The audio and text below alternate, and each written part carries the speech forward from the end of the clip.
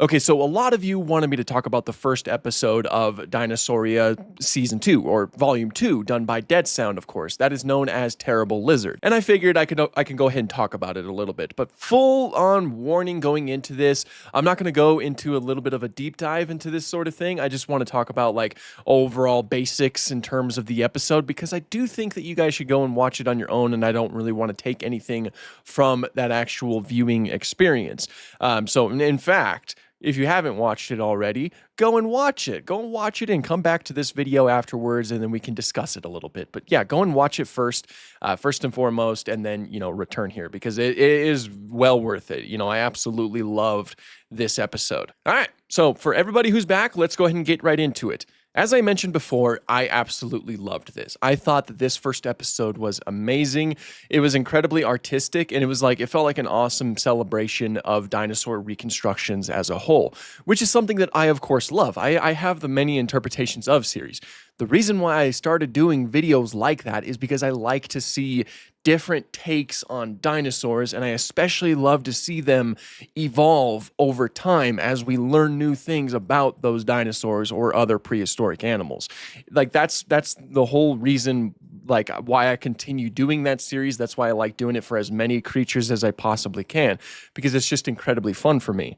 This episode of Dinosauria felt like that, just kind of like all combined into a little 10-minute, just awesomely animated episode. So, of course, you start off with the original, basically like the most famous Crystal Palace reconstructions of Iguanodon, Hylaeosaurus, and Megalosaurus, which, of course, were some of the first three dinosaurs ever known to the world. They were like officially described to the world. Megalosaurus being the first one to ever be named 200 years ago. In fact, last year, it was the 200-year anniversary since Megalosaurus received its official scientific name. I love the Crystal Palace reconstructions because I just love looking at how they, how they thought dinosaurs looked at that time with very limited information. Of course, they didn't have much in the way of fossils. So the way that they reconstructed them was certainly really cool. You have these giant hulking animals that are very different from pretty much anything else that you see nowadays. Like the fact that they acknowledge the fact that these fossils that they have are different from animals that we have today, that was cool. That's really cool, because yes, they acknowledge the fact that Megalosaurus looked a lot like a lizard. That's why they gave it the name Megalosaurus, which translates to great lizard, or Iguanodon. They acknowledge the fact that they figured it might have looked like a giant iguana, hence the name Iguanodon, which translates to iguana tooth. But they still do look distinct. Like, it's not simply just a huge iguana, it's kind of like a rhino mixed with an iguana. A rhinoceros iguana, which is a real animal. But of course, there is some incorrect things, like the thumb spike is on the nasal portion, and it's dragging its tail. It's very different from most reconstructions you'll see today. And Megalosaurus, it's kind of like a lizard, but it doesn't have a sprawled stance. It's a lot more upright. Which is very different from lizards today, of course. Basically, what I'm saying is that the Crystal Palace reconstructions are really cool, and I love the fact that he started off with those. And then you get into the Megalosaurus cave, and then that's when we start getting an evolution of the reconstructions. Then you move on to the sort of like earlier cinema days, something that's a lot more similar to Ray Harryhausen films, the stop motion tail dragging dinosaurs. I liked how the Megalosaurus kind of looked like an amalgamation of a lot of different theropods, because that's how most of them were at the time. That, like, you look at Guanji, and it's like Guanji looks like he can be either an Allosaurus or a T-Rex. Or you look at many of the theropods that show up in the Lost World, or anything like that. And that's exactly what this Megalosaurus looks. In fact, that's probably how they would reconstruct it if anyone had ever reconstructed a Megalosaurus on the big screen like that. The Iguanodon pretty much looks exactly like how Iguanodon looked like to many people at the time. Really upright stance, dragging its tail around, a little bit reduced thumb spikes, and actually very short arms overall. And it also does lack its beak, which, yeah, all of that's very consistent for how people viewed, or how many people reconstructed and how many people viewed Iguanodon at the time. You then move on to like 90s constructions. We go on to like the Jurassic Park era, or all of the media surrounding that. That's exactly what I grew up with. A lot of my dinosaur toys, a lot of my dinosaur books had reconstructions that looked like this. And it's very cool to see it right here. And he did a very good job at reconstructing them that way. They're very shrink wrapped. You could see basically every single bone underneath their body, even the fenestrae in the Megalosaurus's skull.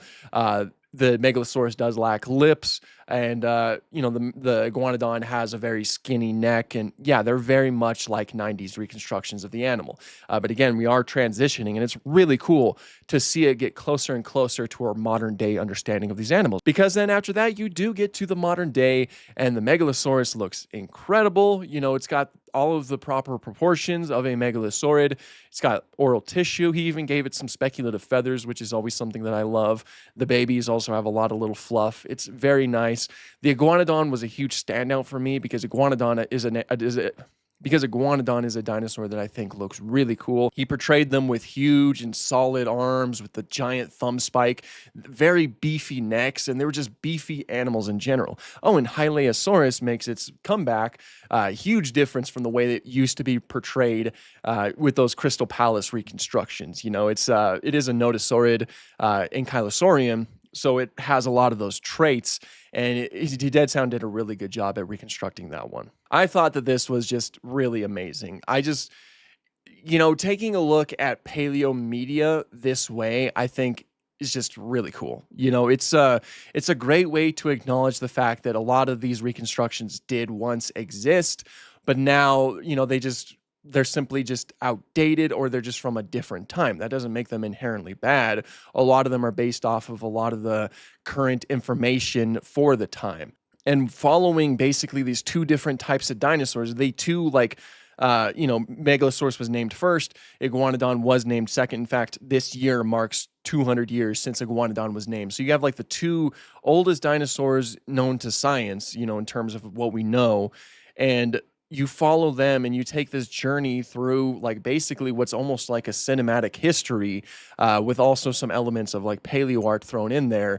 And you just go all the way up until the modern day. And even though these two animals didn't live together, it's very cool to see them just kind of like mix together and just go on that journey with them. I had a really fun time with it. Like so far, this is probably one of my favorite episodes of Dinosauria, which says a lot because I did love Volume 1 of Dinosauria. And I'm very much looking forward to the future episodes, especially since the next one seems to be on Dilophosaurus, and I love Dilophosaurus. It is one of my favorite dinosaurs, so I am incredibly, incredibly excited to see that because we don't really get too many decent Dilophosaurus portrayals out there, and I feel like we're going to get a really good Dilophosaurus portrayal in that next episode. But yeah, once again, absolutely go and watch this episode. It very much needs to be watched.